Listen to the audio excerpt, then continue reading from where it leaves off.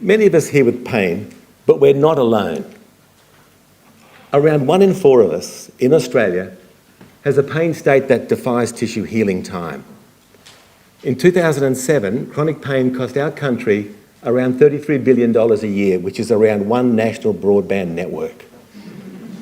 It cost the US 3 times in 1 year what it does to run the wars in Iraq and Afghanistan. Imagine how many wars we could be in if there was no pain. There's a prevalence of around 75% in the missing groups, like people with multiple sclerosis, Parkinson's, stroke, and it might affect 25% of children. It's more prevalent than diabetes, cancer, and heart disease, and we can put up all these figures, but they say nothing about the suffering when 1 in 3 families in our country has somebody in pain and in trouble. So over the next hour, I'm going to introduce you to a really clinical-orientated presentation on treating pain. Notice I said treating pain. I don't like to say managing anymore. I think it's a cop-out. Pain's a biological event. It can change. And I'm going to introduce you to the most underestimated, cheap, underused treatment of all. It's knowledge. So I've got 3 aims. I want you to enjoy this next bit when I present some of the most extraordinary gifts of the pain sciences revolution. And then I'm going to turn this science into a clinical take-home formula for you. And then I'm going to discuss how what you hear and what you say out there can powerfully influence your pain. But overall, I just want you to walk out feeling different, knowing that science is on your side. So what revolution, you might say? Well, there is a revolution in science happening. In the last 30, 40 years, we can pick 2 big ones in biology: mapping the human genome, but also mapping the brain.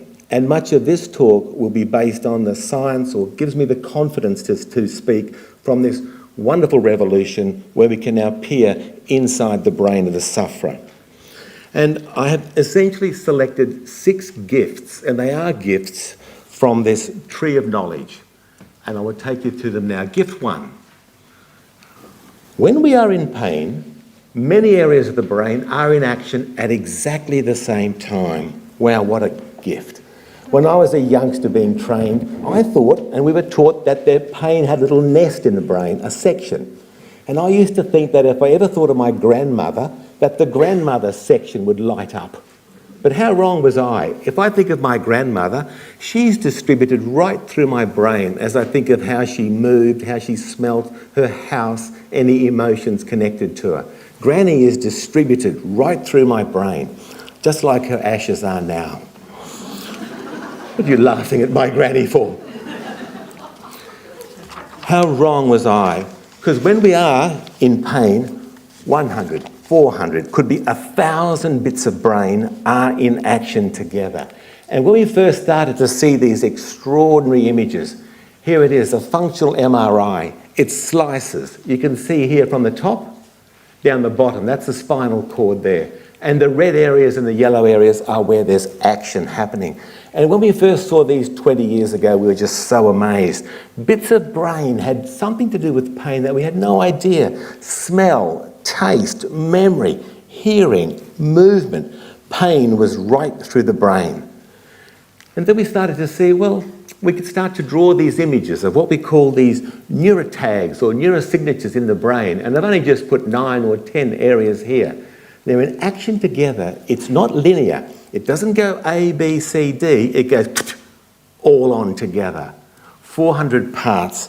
Wow. I don't think there's any other gift that's powerfully affected me as much as that. This is the United Airlines takeoff and landing map in 1 year. It's kind of like how the brain works. Get the Qantas map next time you're on Qantas. The New Zealand one doesn't work so well. It's a bit too long. And this picture here, drawn by an Aboriginal woman about 40 years ago, of how she thought the brain worked. And you look at it and I think, how much do we really know? The various nodes, the areas, and all the subcurrents and themes underneath it. Well, so what? What's this got to do with us? How could this gift influence you? Well, the key thing is it underpins the enormous power of context. Say 500 areas of brain are in action when we're in pain, it means that there's kind of a formula for your pain. We're all different and it can be changeable. So, someone with a chronic knee pain might hurt more if they're in a particular place, or with a particular person, or they hear someone say, "Your knee's totally stuffed, mate." It might hurt more when you add bits of memory to it. It might hurt less when you have knowledge about some sensible treatments or distracted. I try and change people's brains' formulas all the time, often with knowledge, but sometimes a little bit of simple trickery. If somebody had a sore neck turning to the left, I wouldn't say, "Turn your neck to the left." I'd say, "Can you put your chin on your shoulder?" And they'll often move a little bit better. I'm playing with context. I'm playing with that formula in the brain. So this brain activity happens together. There's no leader. It's a collective summing within the brain. And within this gift, some of these brain parts are mirror neurons. They're bits of brain that fire when you think of moving or you watch someone moving. I bet out here in front of me there are people who may have hurt when they've thought of moving or watched someone moving. And I need to admit that if you'd told me that 20 years ago, I would have thought you were a fruitcake. But I've had to eat my hat. Only last month, a golfer with chronic left shoulder pain told me he can't watch left-handed golfers on TV. Gift number 2. That's, before we go, to remind you of the mirror neurons. That's happening in you right now. You can feel it there. Gift number 2. Many things use the same brain parts. There's overlap. Interesting. 500 areas, but many things use the brain parts. Chrissy Amphlett had it right on, didn't she, when she said it's a fine, fine line between pleasure and pain. In all those fancy brain maps, pain looks the same as pleasure in the brain. Kind of makes you understand people who like a bit of pain, doesn't it? And how about this? If you say something like, "My back, it's riddled with arthritis," and then you do something which hurts your back, the brain movie looks almost exactly the same. Language and movement overlap. So what might this gift mean for you? Okay, first of all, when you have pleasure, you're actually exercising brain parts used in pain, but in a good way. You're taking it away from what we call the brain signature. And later on, I'm going to try and convince you that if we can change some of the language we use to describe our pains, that's also going to help it. Gift number 3. Deep breath, everybody, because this is the tough one. But this gift is so rich if you can ride with it. There is no such thing as joint pain, muscle pain, or nerve pain, despite what Pfizer ads tell us. And I bet many of you are there thinking, bullshit. Bald idiot from Adelaide in a fancy new shirt with green glasses. Go back to the poor old long-suffering crows. But bear with me. You see, there is no such thing as a pain ending. Pain pathways. This is the science, despite what you hear and read from people who should know a lot better. You see, joints, muscles and nerves can only send danger signals up to our cord and brain. They do not send pain. Mind you, an infected tooth or a really hot joint can send heaps of danger signals. It's up to the brain to decide, as it weighs the world, whether that information coming in is worth making pain for. The brain is boss. And there are so many stories that would support that. Let me take you through a quick, would this hurt? Would that hurt? If it was that big, it'd hurt. No pain endings, only danger endings. But what would make a mosquito bite more dangerous? If you just read there's malaria in the area? Yeah. If you saw it had red blood in it, or that's someone else's blood? If it bit you on the same place? Mick Fanning up on the far right there. You know, the brain must be boss, because here we have a paper cut. Why do bloody paper cuts hurt so much? Did you know they hurt more at work? Bloody work did this.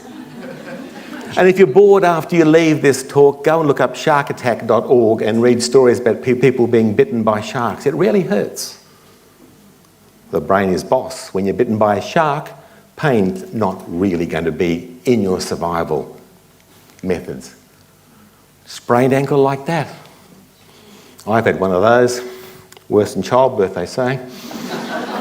But would it hurt if you were just in New York for the first time and running for the last train home and 7 suspicious people approached you? Maybe not so much. And sometimes there are people who feel no pain. Congenital analgesia. I like telling people about that, and they always say, where can I get some of that? Pain, it's a gift. It's a gift. If you don't have the ability to experience it, you can't report your first appendicitis. A gift. Would that hurt? Wouldn't hurt Steve Irwin, would it? I wouldn't hurt him now, that's for sure. And all the piercings, this common trend in the San Diego area in the US, piercings, the most common surgery done. I've never heard of anybody go into chronic pain after. What's the difference? Someone falls off their chair at work and goes on to 10 years of pain. And yet these piercings, the answer is it's educated. They want it. They understand it.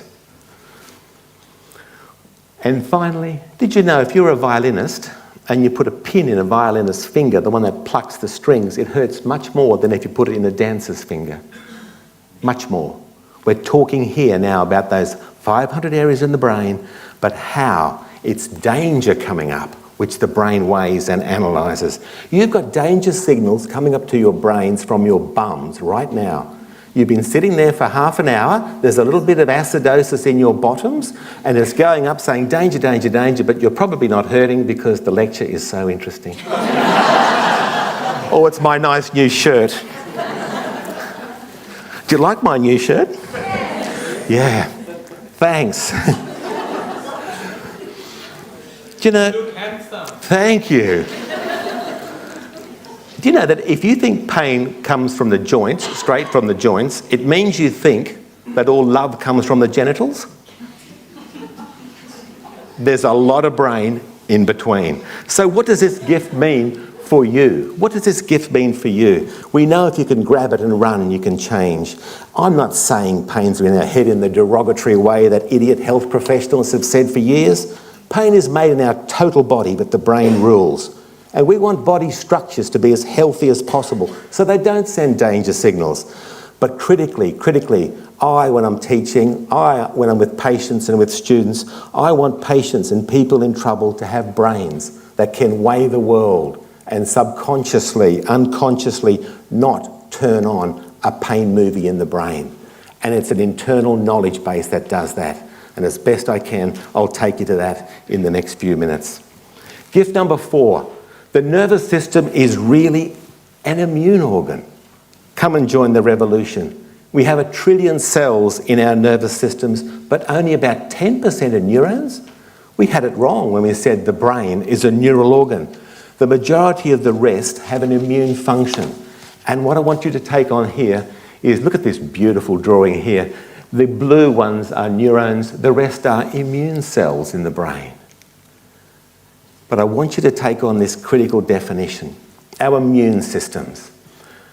A system that we all have within us that knows who we are from a genetic and an experiential base. And that a system which will react when you are not you. And you are not you with infection. You are not you with trauma. But you are not you when you're distressed, bereaved, just don't know, have no goals, confronted by dinosaur health professionals. And your immune system will react and make you more sensitive and maybe even sick. I'll pick it up again in a moment. And a really good term scientists use for these immune cells in the brain are danger cells. They look out for danger for you. And you might like to know that these danger cells in the brain can remain on alert, looking after you for at least 25 years post-injury. So what might this gift mean to you? Well, do you ever wonder out there when pain comes back when you are not you? When you've got the flu? When you're out of sorts? That's the immune system picking up danger and reacting. You might not have hurt yourself at all. just activated an immune system looking after you. And the second thing is this notion of immune balance. It sounds like pop science, but the scientists use it all the time. Our immune cells make these chemicals called cytokines, and it is a balance. Some over here give you more pain, like when you've got the flu. Some over here give you less pain, anti-inflammatory. I'm going to pull all this together in a formula for you in a moment. And there are also known healthy behaviours. Admit, does anybody here read The Phantom? Hands up. Excellent. A battery of tests. The Phantom's crook, you see. His blood has antibodies to every known disease. So does every Banda warrior in the deep woods. No magic, gentlemen. Good, clean jungle living. We can all listen to The Phantom. If we're talking about the immune system, there are immune healthy behaviours. And briefly, they are, for example, the ability to develop coping skills, and that is the availability of help, the perception of stress or how bad you think something is. And I think some people who think my back is bone on bone and there it's totally stuffed might be perceiving something a little bit too much. Social interactions, friends are helpful, belief system, strong, religion, Darwinism, whatever. Exercise too. Nothing better for the blues, mild immune system off balance and a walk around the block. Humour, when did you have your last belly laugh?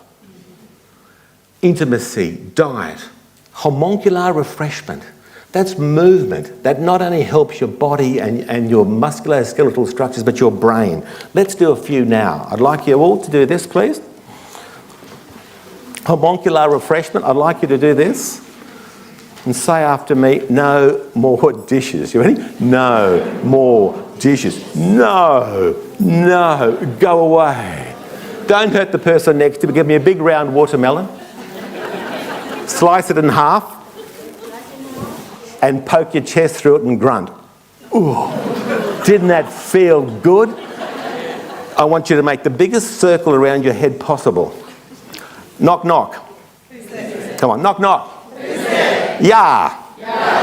Beautiful. You've just given your ulnar nerve a lovely wriggle. Now a big knife in your hand. And I want you to stab the person in front.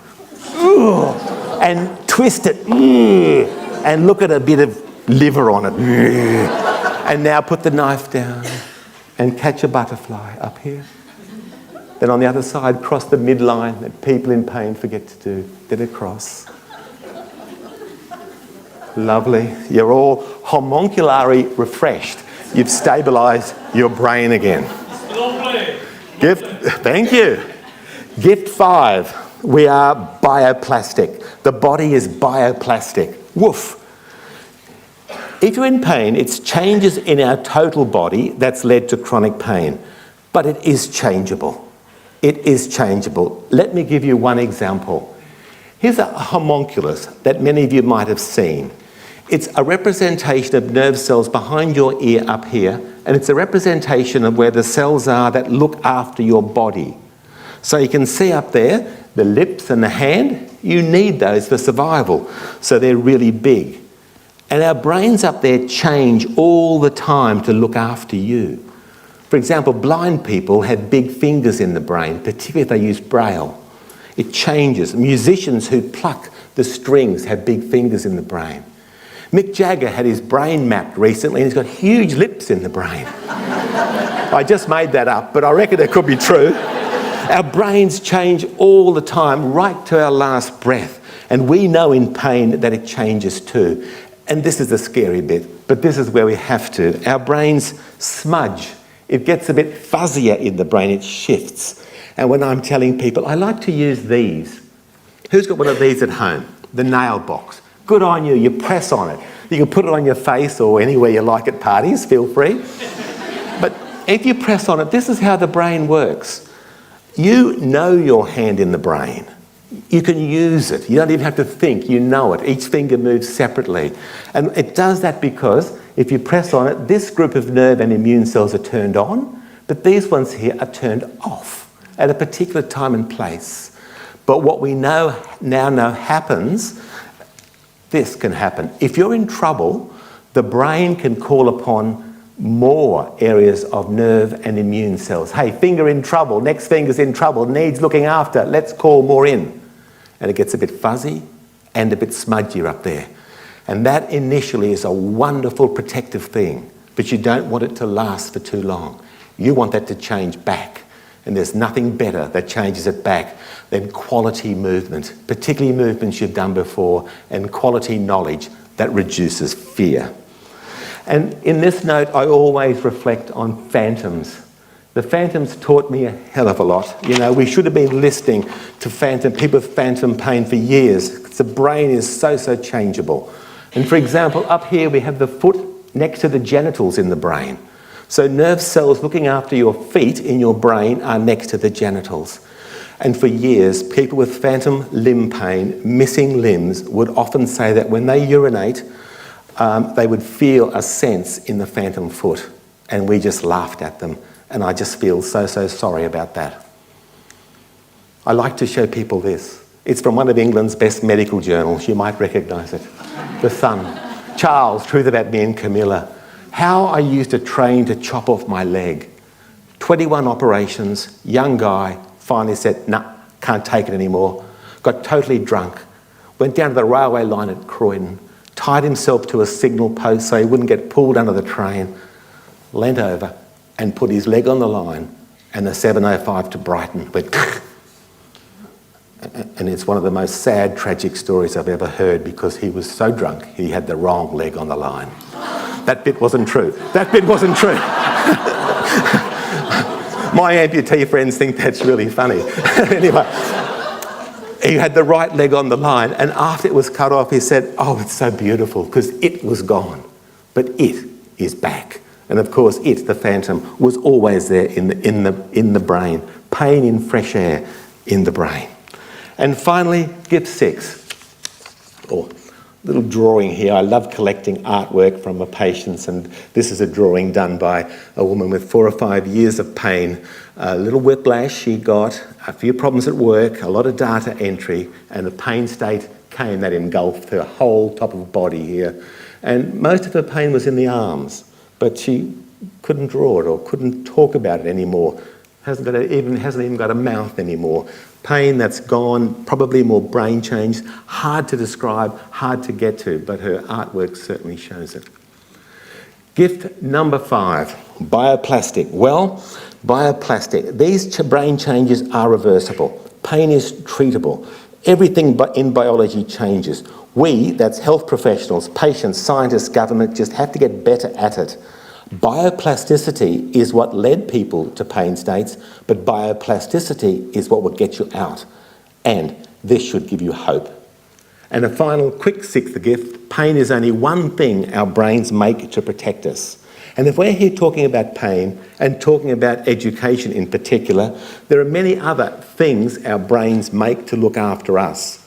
So if you're injured, threatened, about to make that phone call you've put off for 2 weeks, you can call on many other systems to help look after you. The motor system, sympathetic system, endocrine, immune, parasympathetic. These are all outputs. But what they do, the key thing here, is they will lead to changes, like changes in breathing, changes in sleep, make you grumpy, tired all the time, loss of sex drive. What it does, it helps us bring in a whole range of things that in the past we might have thought had nothing to do with pain, but they are particularly important. Okay, I'm going to take you to part 2 now. See if we can take this into part 2 and introduce you to a modern pain formula. And welcome to the world of dim sims. I'm getting a bit hungry. Okay, you'll need another deep breath. And you'll need to roll your shoulders. A vast amount of science has enabled us, including those 6 points, to say this. You and I, we, will have pain when our brains weigh the world, that is, judge everything out there, our circumstances, and decide that there is more danger to the body than safety. And equally, we will not have pain when our brains weigh the world and decide that there is more safety related to the body than danger. There's a kind of balance. Remember I spoke about an immune balance just a few minutes ago? Let's take this danger-safety balance a little bit further. I'll give you a handout. There's a handout there with a circle on it. The circle handout. I'm giving you 2 minutes to either, with a pen, or just go through and say whether that statement for you is danger or safety. All right? Start at number 1 and just reflect. With a pen, draw. Even if you just get halfway through, that'll be fine.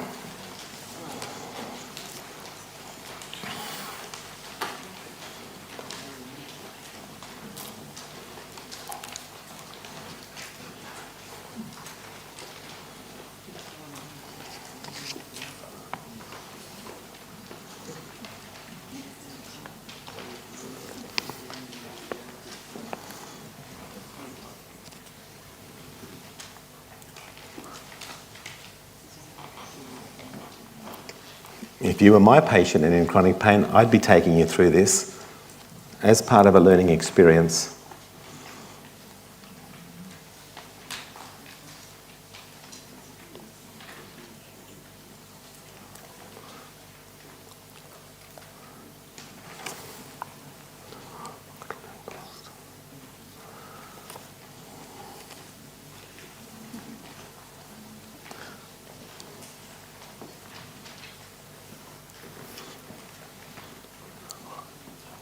All right, talk to me here. Your doctor reassures you that you are not alone, there's hope. That is safety. Interest rates on your mortgage go up.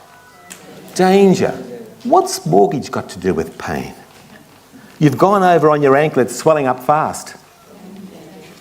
But what if you knew about inflammation and you suddenly thought, look at that swelling, what an old self-healer am I?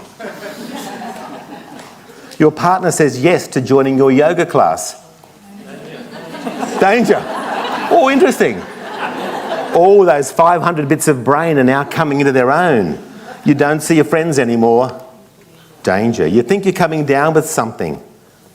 Danger. Your boss is committed to working through the issue with you. Safety. Your sporting hero is back playing better than ever after a similar injury.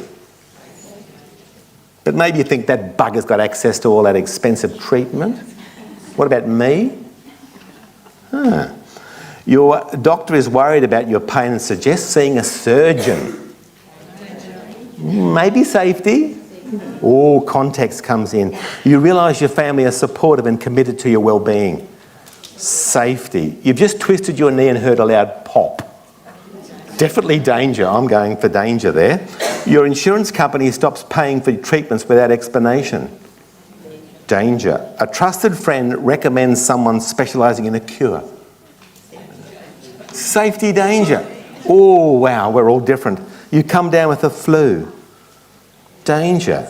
You're told you have, unless you really want to get out of something, you're told you have fibromyalgia, now you have to live with it. Danger. You reconnect with an old dear friend on Facebook. Safety. Your partner thinks you should just snap out of it. Danger, usually, yeah, bloody partners. You finally get an appointment with the best surgeon in the country. Safety. Your family pet dies. Danger, unless it was a mouldy old flea-bitten rabid thing. All right, so what you've done, you've seen in that in us all, we're different. And there's this context that comes into play very, very powerfully. So credible evidence of danger. You know, going to the same place where you first injured your body. Hearing there's nothing wrong with you, so your pain's not real. Believing you might end up in a wheelchair. Receiving a diagnosis that sounds bad without really knowing what it means. Some of you might have heard, somebody came to me recently and said, I've got Sherman's disease with 7 Schmall's nodes. I said, come right on in, we'll sort that out. Credible evidence of safety, making an appointment to see a health professional, being aware of a scientifically proven path to recovery, knowing you're not the only person here, and look at the stars. Danger, interest rates going up again, knowing someone loves you is actually credible evidence of safety. But we need to bring this in to the overall pain formula. Okay, so you've done that exercise well. I'm now going to introduce you to your dim sims. All right, We've got 7 varieties of dim sims. I've only drawn 4 here, but I hope we can have a few later with a few beers. Would that be all right? The dim sims. A dim is danger in me, and a sim is safety in me. All right? And what it is, it's a pattern of activity in the brain.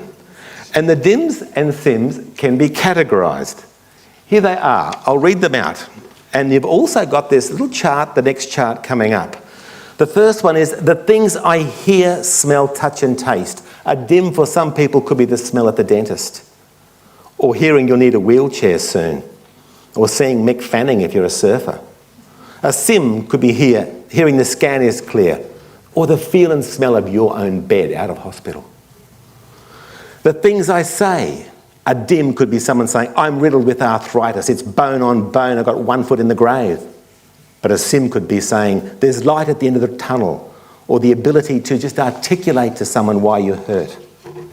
The things I do could be a dim, could be just staying in bed. No exercise, just taking pills. But a sim could be reading something, a walk around the block, ringing up an old friend. The things I believe or know, a dim could be believing pain is forever, or that insurance has it in for you. But a sim could be knowing that you grow new neurons daily, or knowing you have health insurance, or reflecting on the fact that you live in Australia. The places I go, a dim could be hospital when you know there's a staph infection. A sim could be hospital when you know there's no staph infection. We all have safe places, and they're sims. The people I meet, a dinosaurial health professional could be a dim. Bronwyn Bishop might be a dim for some of you. Death of a loved pet's usually a dim, but there's wonderful sim-producing people out there, and there's many in front of me here. My wife's been ill and not long out of surgery, and she had a new haircut, bought a new dress, put a bit of lippy on, walked out in the street, and this totally unknown woman just walked up and said, you look stunning, and walked on. I thought, what a sim. I didn't have to pay that person anything either. The things happening to my body. The final category here, damaged body parts, the hot inflamed joints, acute inflammation. But I often with patients try and say, inflammation, you old self-healer, you're on the way. But it also could be emotions are dims, disgust, anger, anxiety, but happiness and positivity are sims. So remember the pain formula again? You will have pain when dim power outweighs sim power. Remember I said 500 bits of brain in action? Plenty of space for all of these. Remember I said the immune system there, picking up when you are not you? It's all picking up, and this is what's happening in the balance. These dims and sims drive a metaphorical protectometer. I've drawn that for you. Dims send it up, sims send it down. And here's the numerical rating scale that many of you would have dealt with. This is the pain zone. Up here, call an ambulance now. Down here, you're having a good belly laugh with good friends in the safest place you know. A couple of points. We can find these dims and sims, and you're with a patient, and when I'm with a patient, we would find them. I've given you the list there in your notes. I hate selling books, but this is part of our little Explain Pain handbook that we've finally put out over 10 years. But a couple of points, critical points. Dims and sims hide in hard to find places. ISIS, mortgage, mum in the nursing home, Bronwyn Bishop, what's that got to do with our pain? But it does have something to do with our pain. Sims, the awareness somebody loves you, your health insurance, going to yoga with your bestie. Some dims and sims hide in never to be told places. But at least if you're aware of them, at least you've done something about it. And the tragedy is the health industry focuses on dims, not sims. And that's why it's easier to find dims than sims. A good friend of mine rang me only 2 weeks ago. Her sister died, rheumatoid arthritis from early age, blind and tumours. But she said, I've looked at that dims and sims, and now I know why she lived so long. She was a sim hunter right through life, and that must have had an immunological effect. There is an alert zone too here, a little alert zone. Do you ever wonder when you're out there, have I got a headache or not got a headache? And then when you think, You got a headache? Yes, you have got a headache. And that's because there's lots of big dims around, and then one tiny little thing, even the thought that you've got a headache, is enough to turn it on. We call this the bilby in the bath. So here we have me in the bath with lots of big dims. No, that little bilby is going to make the bath overflow. We're blaming the little thing, not the big ones. Colleague in Queensland with an 11-year-old daughter with irritable bowel syndrome and chronic gut and pelvic pain has this picture on her wall now, and they're trying to work out what is a bilby and can we deal with some of the other big issues out there as well. So the treatment aim is simply to decrease DIMS and find SIMS. That would be a very sensible thing to do. And there's nothing better than education. And in particular, I'd push biological education targeting DIMS, SIMS categories, explaining why the things I hear, the things I say, the things I believe, the places I go and the people I meet can hurt. And we're talking here about clever explain pain strategies. I'm not trying to sell a book, it's just that the majority of the randomised controlled trials have been based on this kind of book. This kind of work, knowledge, has Category A evidence with the National Health and Medical Research Council, which means the body of knowledge can be trusted to guide research. And I would like to say that if you're in chronic pain, knowledge has far, far better outcomes than the most powerful drugs known to mankind. I've selected a couple of these areas to discuss for the last 20 minutes. The things you say and the things you hear. Right? We can't deal with it all, but these are the two I've picked, and I'm going to give you a few thoughts. Part 3, the things you say and the things you hear. Let's analyse it and see whether we can make some changes here to our protectometer. Okay, the things you say is DIMS. Now, most of our language is metaphorical. Perhaps nearly all our language is metaphorical. For example, it's raining cats and dogs. He's a pain in the ass. It hurts like hell. I've got mum's knees. No, you haven't. You've got your own knees. At least you're on the right side of the grass. And we use this for humour. We use metaphors all the time. We use it to discuss intimate issues. How's the waterworks?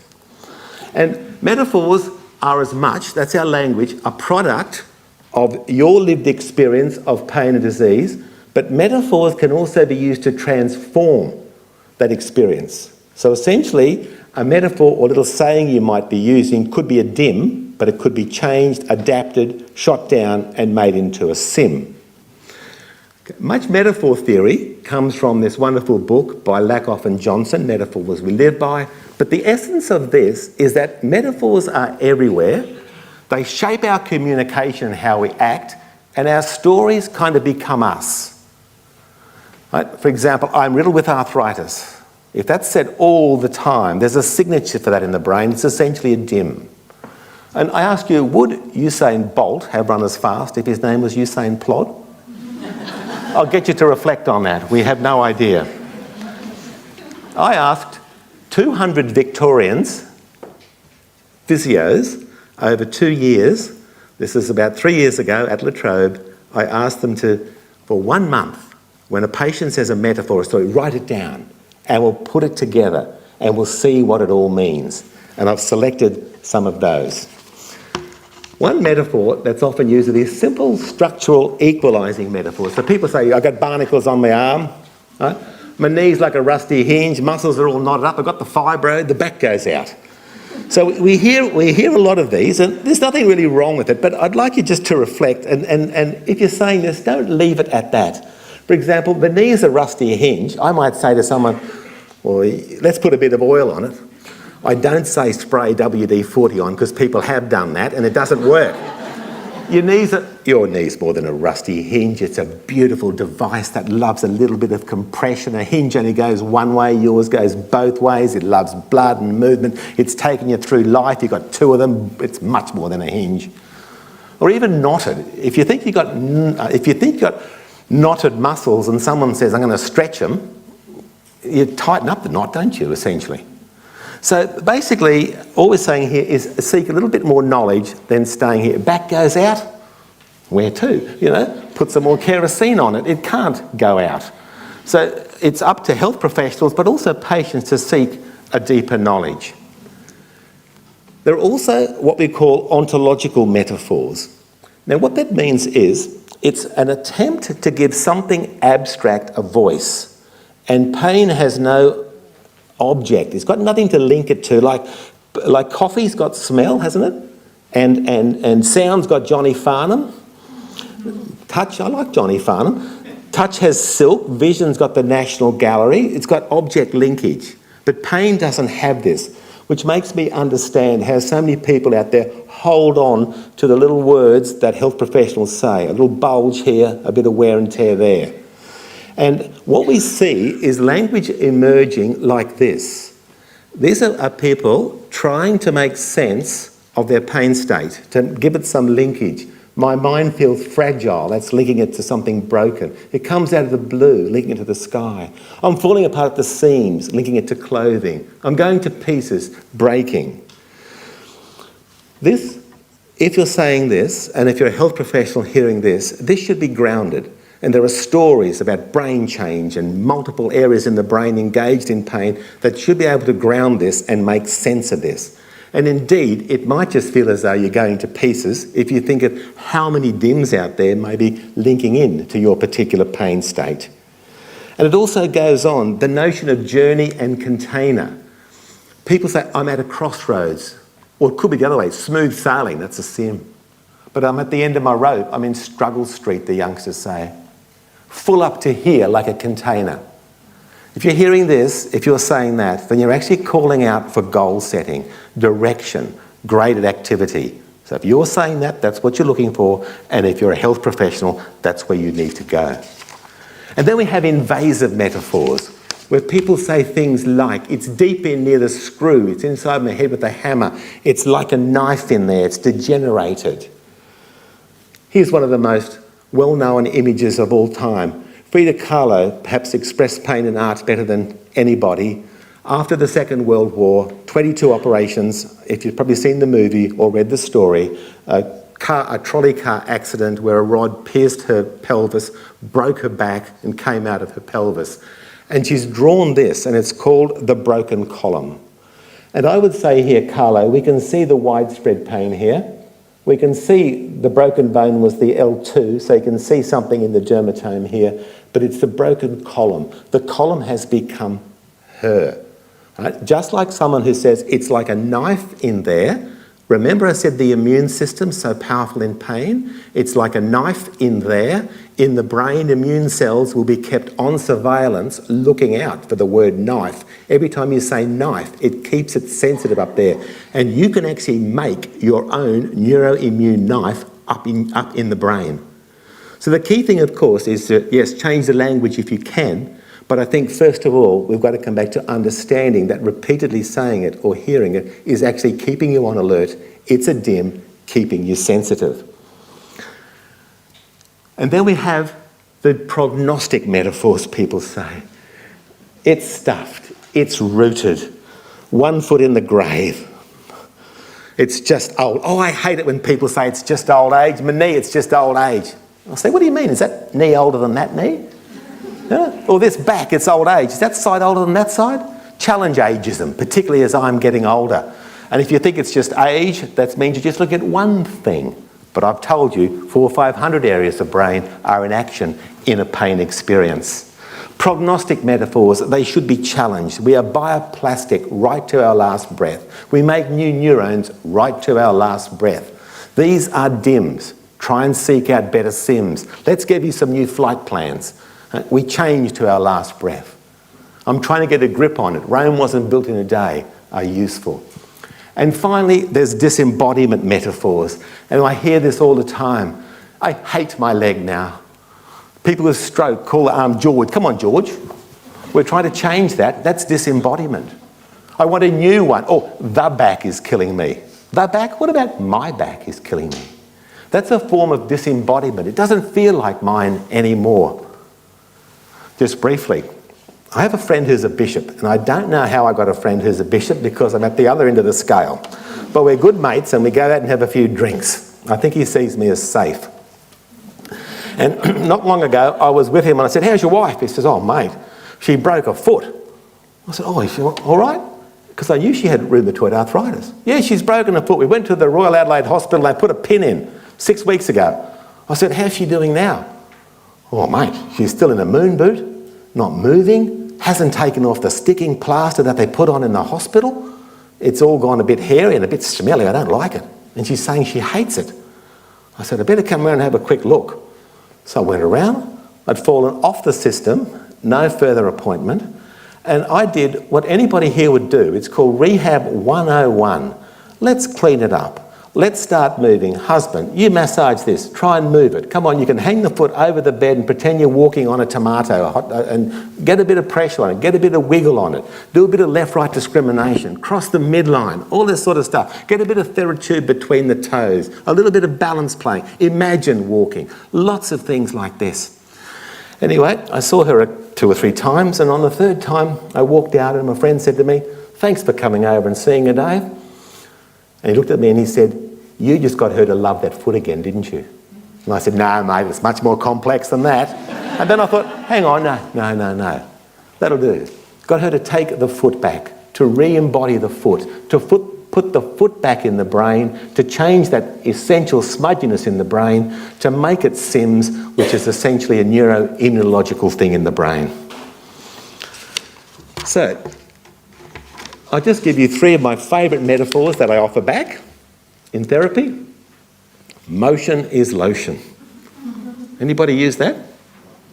Who's going to have it? Who's going to try it? You do. Good job. But I would never say, hey, motion is lotion. Give me $50 for that. I'd say, hey, motion is lotion.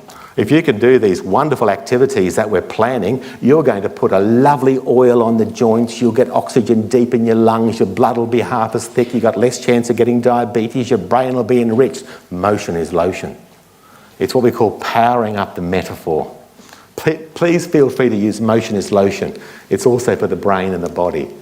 Another favourite I like to tell people in metaphor use for transforming is be like a chameleon. And most people think, what? What's a chameleon do? It changes. It changes behaviour. It seeks out. Keep moving, keep exploring, keep out there or you'll lose the power. Be like a chameleon. And a favourite one, I love my quotes, Bob Marley. When the music hits me, I feel no pain, said Bob. He's probably on a lot of marijuana and a lot of other things, but it's a wonderful example of context. So what Bob's saying there, when there's other things happening in the brain, pleasure, there's not much room for pain. I'm going to finish with 3 short stories now, 3 pain stories. This is the Twin Peaks model, some of you might have seen. It's from Explain Pain, and it's the most widely used image in Explain Pain. I even hear that Prince Charles has it by his bed. I don't know what that's done for the royal family, but anyway. But I'd like you to take a look at it, and I'll drop back into a language I might be with a patient. Before you hurt yourself, you could have climbed a mountain, or run a marathon, or sat on the tractor for 2 hours to get the wheat off, or if you're an accountant, maybe done a day's work on the chair. Adapted. Back then, there was a certain time when you would have challenged your tissues. Bit of overuse, extra wear and tear, sitting on the tractor, soggy, boggy tissues. But there was always this protect by pain, our beautiful brain, this gift of pain, basically comes in earlier and says, danger, danger, danger, get off the mountain, off the tractor. You can say, stuff it, I need to do it and get through. Superhuman, but we can do it. What happens in much chronic pain now, 5 years later, and 5 years is usually long enough for things to heal. Yes, please say yes. Tissues can be still unhealthy and need help, my word. But what often happens here is there's a new tissue tolerance now. It's not quite as healthy as it was before, but our brains, our wonderful brains, have protected us so well, particularly if there's far more DIMS than SIMS, and there's a new protect by pain line down here. And the person says, it hurts now when I walk up a small hill, or sit on the tractor for a short time. Or my old farmer friend from York Peninsula said to me, I don't tell too many people this day, but when I look at my tractor now, it hurts. And that's the mirror neurons probably coming in. But if you look at this powerful thing here, the big difference before and after is the buffer here. And can you see that someone who might go and sit on a tractor, do a little bit of activity into a little bit of pain, knowing it won't damage their tissues, if they can come here and say, yes, I'm sore, but I'm safe, then that is a real win for the brain. Second thing I'd like to show you is a back. Check out my x-ray, mate. The back is stuffed. This is a typical x-ray of a 50-year-old. Right? This particular person wanted to go and play bowls, but look at my x-ray, mate. It's stuffed. And he took me through it and he said, look at this, there's no space here. But these here are actually, in the spine, quite normal changes. He said, what about this big beak? I said, that's actually what we call an osteophyte, and it's grown to protect you, and it's actually given you a nice solid base. In fact, your back is now really more of a stable platform than anything. You can play bowls really well on that. But what about the nerve? Couldn't it be irritated? There's not much space here. Nobody ever tells people that when nerves exit, they only take up a third of the space. And they're adaptable. Most of the rest is fat. This here is essentially the kisses of time, but it's actually quite a normal back. And it can be de-threatening DIMS. Of course, this has to come after a really quality examination. And I want to finish with a story that I like to tell everybody. It's called The Drug Cabinet in the Brain. And I think everybody needs this, particularly people who might be coming off meds and wondering what's next and not knowing that there is something else that can actually help you. Okay, tell me, yell out, what are some pain-killing, I hate that term, pain, but I'll use it, pain-killing meds you can get from the chemist? Yell some out. More. Lyrica. More. Oh, there's lots, aren't there? More. Beautiful. Tell me some that your own brain can make. Oh, you're not bad, but isn't it interesting? You knew the ones from the chemist more than the ones your own brain makes. Your brain has its own drug cabinet, and let's say that, but we're going to say them in a sexy way.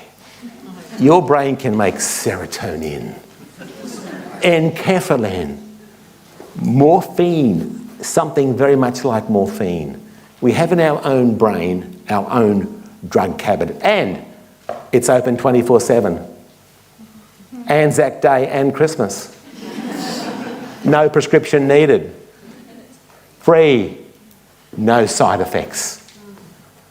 We're grateful for the medications, particularly for the more inflammatory states, but when you get to chronic pain, as we know, they don't work so well.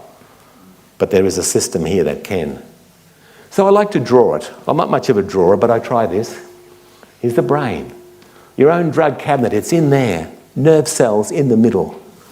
And when the cabinet is open, all of these happy hormones, I call them, serotonin, morphine, enkephalins, pour out. And so messages coming in, danger messages, remember, come in. But they may go no further. The footballer who can finish the game, knowing there's 2 minutes to go, I'm 32, something bad's happened to my ankle, will I come off? No. Or the Greek grandmother with triple fibromyalgia who's decided that she wants to cook a dinner party for her daughter getting married and invite 16 people around, has got this choice in the brain. It doesn't have to go any further. Ever been out to a little bit of a slightly wilder party and you do a bit of dancing and you come home and think, where'd that bruise come from? Something must have happened and it didn't go any further. Drug cabinet open. Now, just as our own pharmacy industry has to answer to a higher authority, so does the one inside us.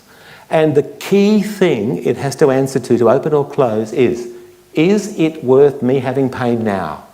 Is it worth me having pain now?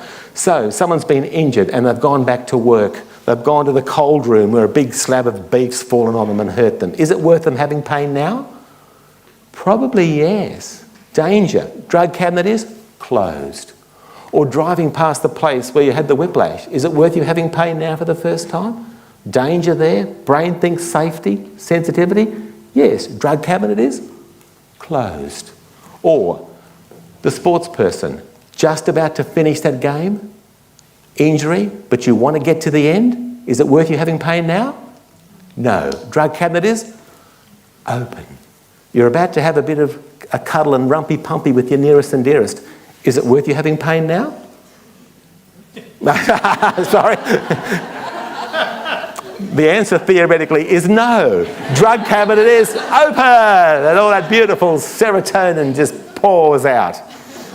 So you see, There's a key to the drug cabinet. Tell me, what closes the drug cabinet in the brain? DIMS, which could be closed minds, no goals, no guidance, dinosaurial health professionals, nobody listening. What opens the drug cabinet? SIMS, knowledge, direction out there. And there is a new direction out there in science. So I'll finish up by saying, we're going to have some later, yes, definitely. So, thank you. We've covered wide areas, the science revolution, DIMS and SIMS and some pain stories. But I still need to say it is such exciting days in the world of pain and neuroscience, but I'm still aware that we have to make it much more exciting for the sufferers as well. And events like this, I would go a big, big way into doing that. So thank you very much for listening. Thank you for coming. I often hear high pain tolerance and low pain tolerance. Is that the DIM-SIM factor? Probably, yes. That formula fits quite nicely.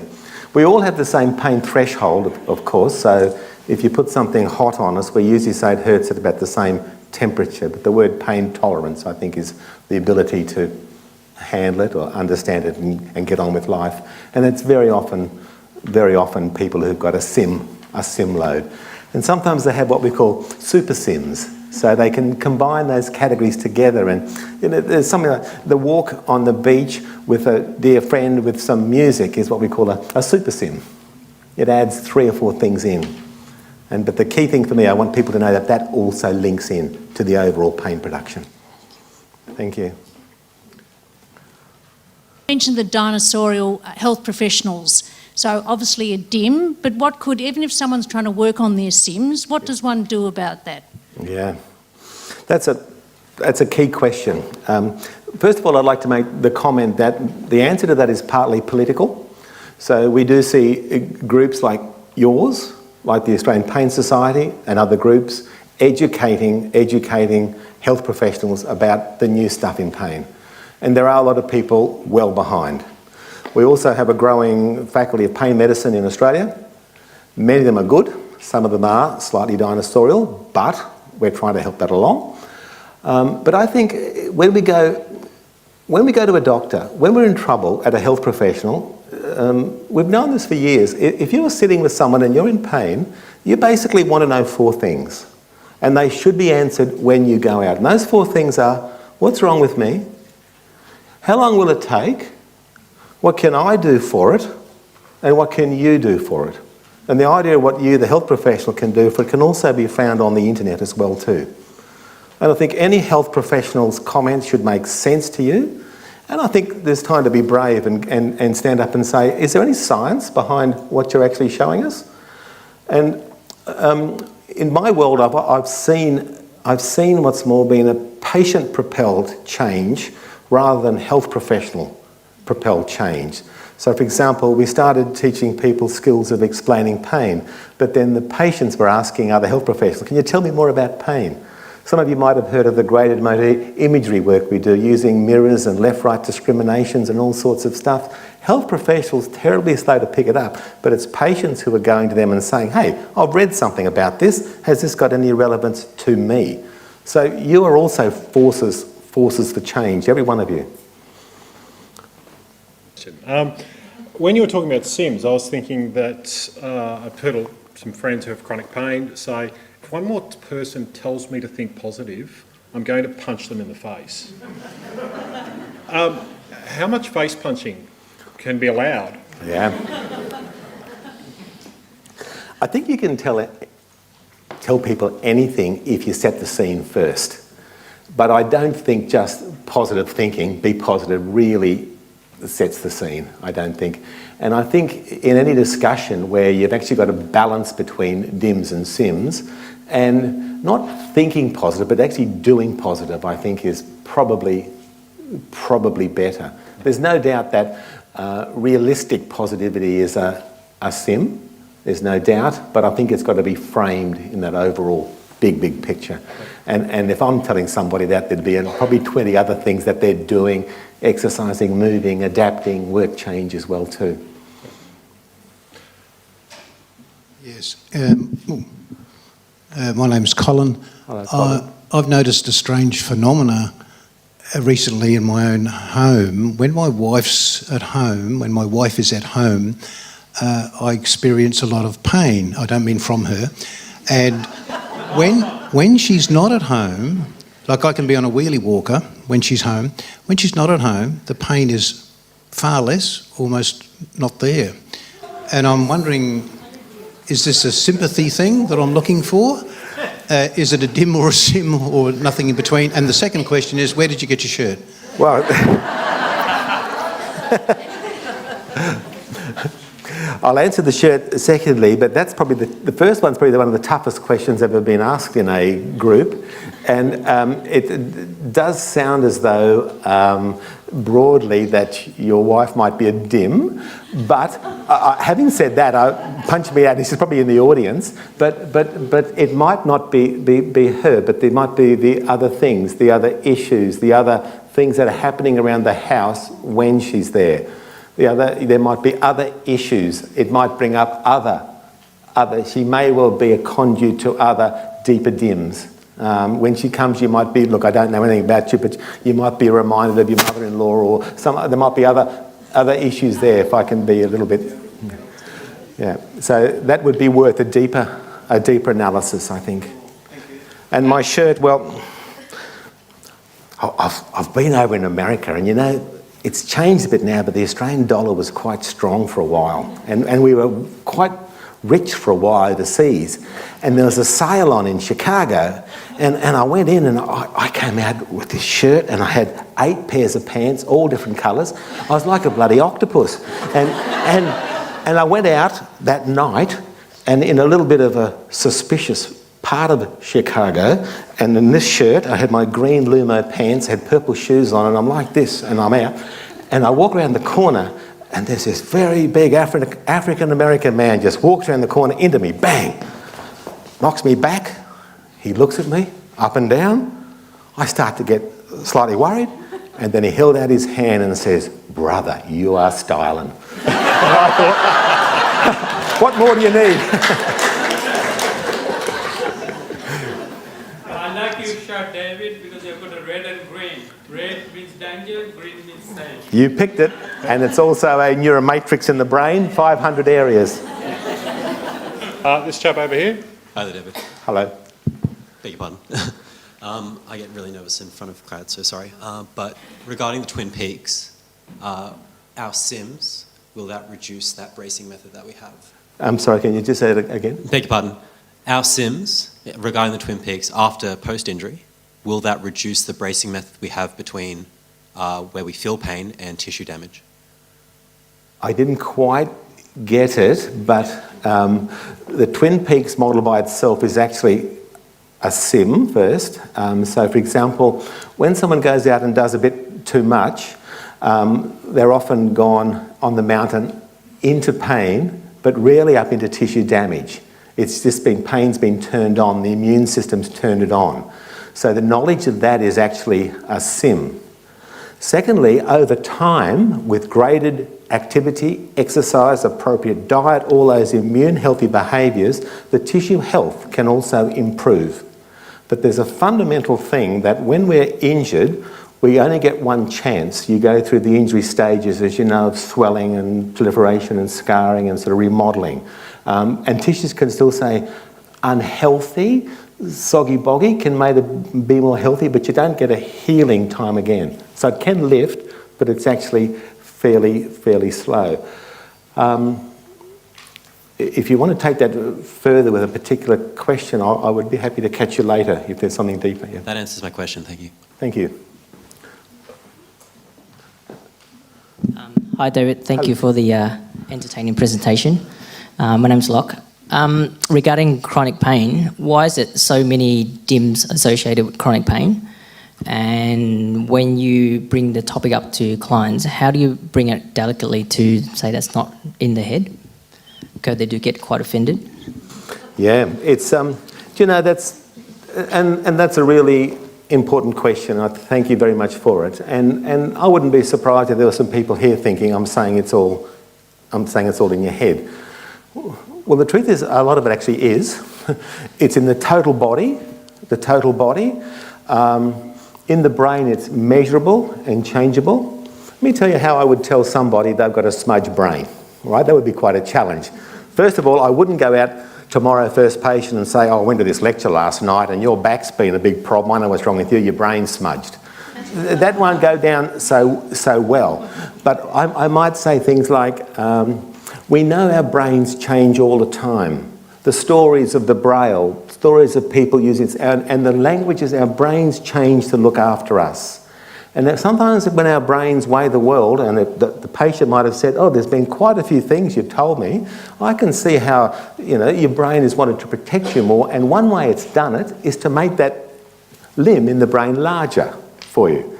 And then I'd say, well done. And then I might say, actually, if you were to go to have a fancy scan, but I wouldn't because you don't need it, you can actually see these changes in the brain. They're real and they're changeable. And I don't think I would ever have a discussion with a patient without what I call the unity of brain and the body. So if it's a big swollen knee, I'm talking about input up into the brain, but I'm also talking about what the brain does to the knee as well too. It's a reciprocal pathway. And secondly and finally, I think we're getting better at doing it. And better at doing it is also part the multimedia out there. I think there's more and more people talking about pain on YouTube, and there's clips, and there's people demystifying the brain. And it's nothing to be feared. It's just a wonderful organ. And I would like to say that society has a very derogatory view of the brain. We don't have nice, clean, clear sort of metaphors for it. We always talk about steam coming out the ears, or half-wit, or youngsters talk about brain farts and all sorts of stuff. So it's always been a bit of a challenge to get people to take on the majesty of the organ itself. But yes, we're better at it. I think we can frame it. And I think that language for brain change, your brain has changed to look after you. Well done. Thank you. Thank you.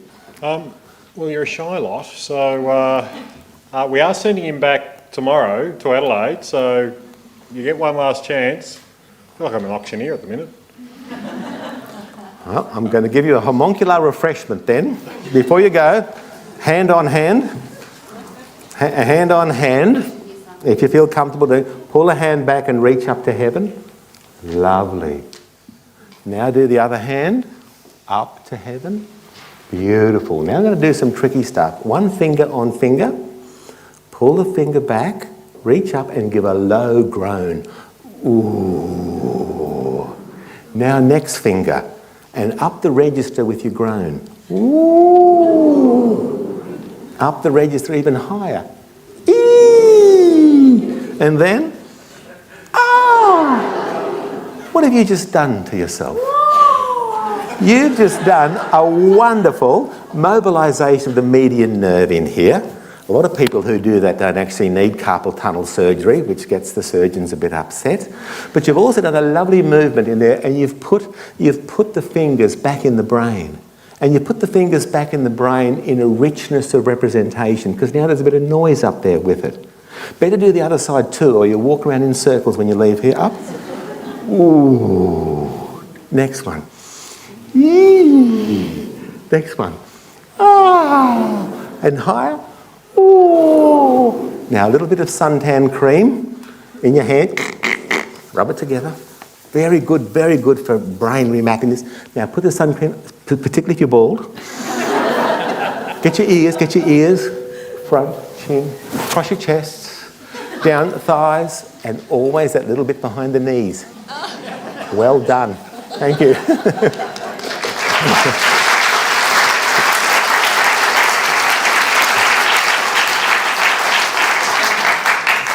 And it's surprising what, excuse me a minute, it's surprising what a little bit of homuncular refreshment might do. This lady over here has been stimulated.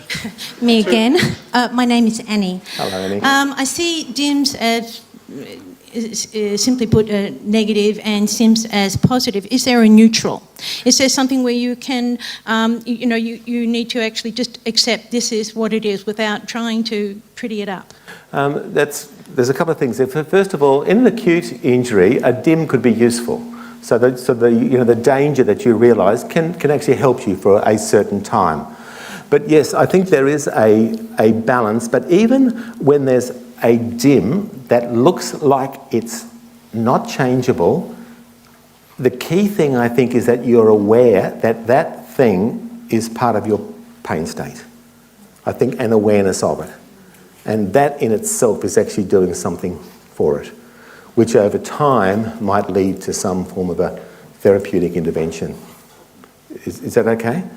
That's okay. Yeah, thanks. Thanks, Helen. And I think we have one last question down here. David, you mentioned on that page, treating pain using the brain. What happens if the brain doesn't work? Everyone's brain works. Everyone's brain works. Look at you here. There's 1 trillion cells in there. It's changing every moment of the day.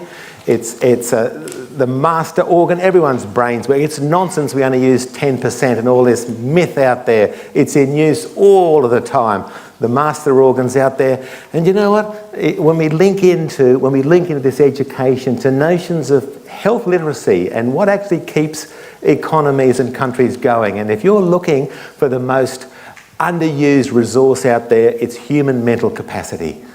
And I think we need to tag that with education, and there's a brain there that can take it, and we know it changes right to the last breath.